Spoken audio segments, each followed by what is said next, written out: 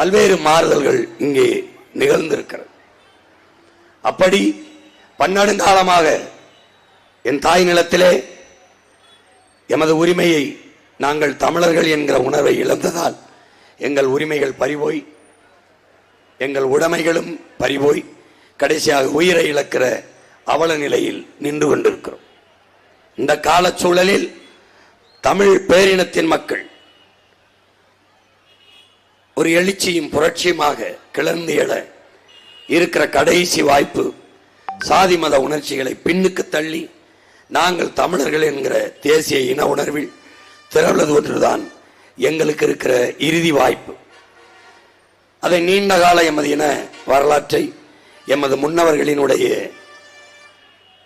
வாழ்க்கை வரலாற்றை வாசித்து நேசித்த பிள்ளைகள், கற்றறிவை விடவும் பட்டறிவு மேலானது என்பதை அறிந்த பிள்ளைகள் இந்த களத்திலே ஒரு மகத்தான மாற்று அரசியல் புரட்சியை முன்னெடுக்கிறோம்.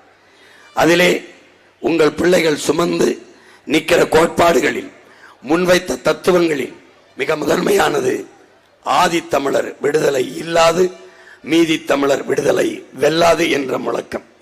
அதை உங்கள் மகன் தொடர்ந்து பேசி பேசி, உங்களுடன் பிறந்தவன் 15, 16, 17 நாட்களாக ஒரு நாளைக்கு 6 மணி நேரம் பேசி பேசி குரல் கம்மி இருப்பதால் அதை என்னுடைய உள்ளத்தில் இருக்கிற அந்த வலியை, என்னுடைய ஆவேசத்தை, ஆதங்கத்தை, கோபத்தை வீச்சாக எடுத்து உங்களுக்கு கடத்த இயலாது என்பதால் நான் ஏற்கனவே இதே சாதிவாரி கணக்கெடுப்பும்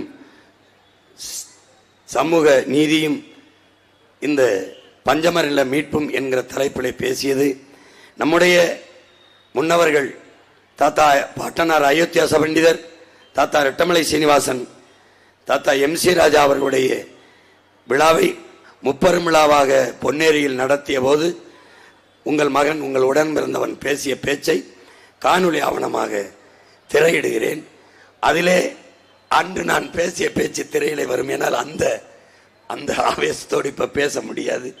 இடையிடையே மறித்து என்னுடைய கருத்துக்களை உங்களோடு பகிர்ந்து கொள்ள விரும்புகிறேன்.